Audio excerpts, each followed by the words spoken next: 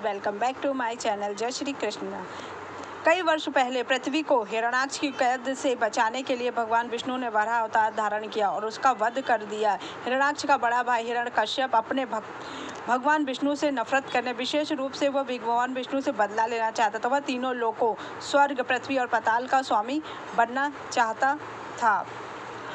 भागवत पुराण की एक कथा के अनुसार हिरण्याक्ष और हिरण्यकशिपु भगवान विष्णु के द्वारपाल जय और विजय थे, जो सनत कुमारों के श्राप के कारण पृथ्वी पर जन्म लेते हैं और दक्ष प्रजापति की पुत्री दिति और ऋषि कश्यप से उत्पन्न होते हैं। वह हिमालय पर गया और कई वर्षों तक कठोर तपस्या करने लगे। भगवान ब्रह्मा उसकी तपस्या से प्रसन्न हुए और उससे वर मांगने के लिए जिससे वह अमर हो जाए। उसने मांगा कि मेरी मृत्यु ना तो मनुष्य के द्वारा हो, ना पशु के द्वारा, ना शैतान के द्वारा, ना ही देवता द्वारा। मेरी मृत्यु दिन में हो, ना रात में, ना स्टील, ना पत्थर या लकड़ी से घर के अंदर हो, ना बाहर हो, ना पृथ्वी पे हो, ना आकाश में। मुझे पूरे विश्व पर निर्विवाद आधिपत्य चाहिए।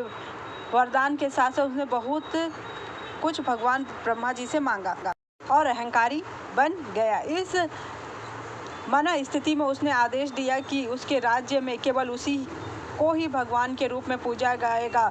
अब वह खुद को अजय मानता है और आतंक का शासन शुरू कर देता है। पृथ्वी पर सभी को चोट पहुंचाने लगता है और सभी को मारने लगता है और पृथ्वी पर विजय हासिल कर लेता है और खुद भगवान बन जाता। जब हिरण्यकशिपु इस वरदान को पाने के लिए तपस्या कर रहा था, तब उसकी अनुपस्थिति में इंद्र और अन्य देवताओं ने अवसर का लाभ उठाकर उसके घर में आक्रमण कर दिया। भगवान इंद्र ने उसकी पत्नी रानी कयाधु, जब उस समय गर्भवती थी, उसका अपहरण करके ले जाने लगा।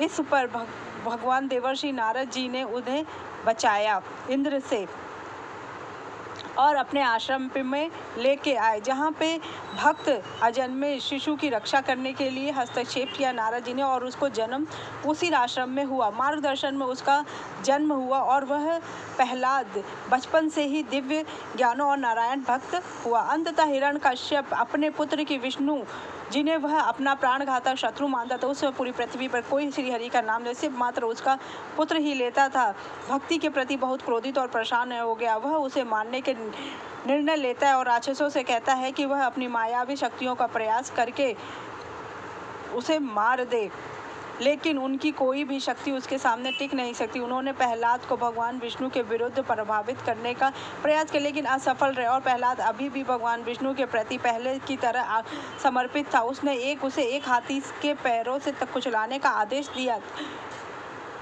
और एक क्रोधित हाथी शरीर को कुचलने में असमर्थ था। उन्होंने उसे एक खाई में फेंक दिया, लेकिन चूंकि विष्णु प्रहलाद के हृदय में निवास करते थे, वे पृथ्वी पर ऐसे धीरे से उतरे जैसे कोई फूल घास पर गिरता है।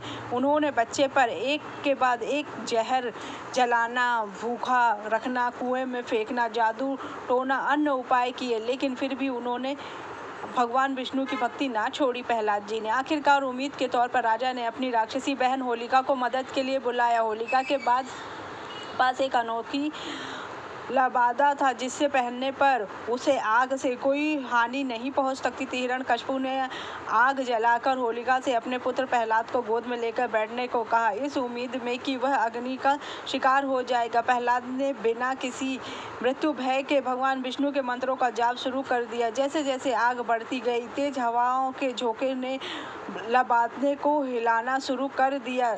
लबादा होलिका से उड़कर प्रहलाद को ढक लिया, तभी वह जलकर मर गई और प्रहलाद को कोई नुकसान नहीं पहुंचा। तब से इस रात को होलिका दहन के रूप में मनाया जाता है।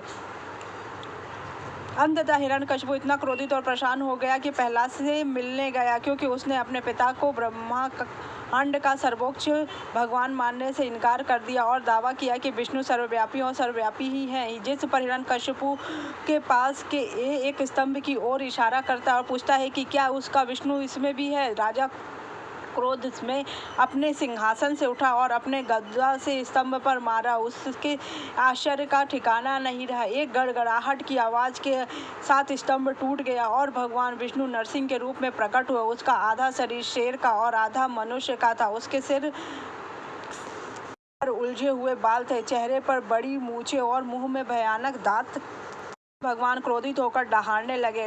राक्षस राजा हिरण्यकशिपु ने नरसिंह से बचने की पूरी कोशिश की, लेकिन में नरसिंह ने उसे पकड़ लिया और उसे दहलीज की ओर घसीटा। वहां उन्होंने कश्यपु को जंघों पर रखा और अपने भयानक नाखूनों से उसका पेट फाड़ दिया। हिरण्यकश्यप को मारने के बाद भी कोई देवता, भगवान शिव, ब्रह्मा, नरसिंह के क्रोध को शांत करने में सक्षम नहीं थे। इसलिए सभी देवियों ने मिलकर उनकी रक्षा के लिए महालक्ष्मी को, लेकिन वह भी ऐसा करने में असफल थी। तब ब्रह्मा जी के अनुरोध पर प्रहलाद को नरसिंह के सामने पैर रख बोला गया। जब प्रहलाद ने उनके पैर को छुआ तो वह शांत हो गए। तब भगवान नरसिंह ने प्रहलाद से कोई वर मांगने के लिए कहा। तब उन्होंने कहा, आप मेरे हृदय में बस जाए, मुझे कोई वर नहीं चाहिए। तो भगवान बहुत खुश हो जाते, उसे पाताल लोक का राजा बना देते। जय नरसिंह भगवान।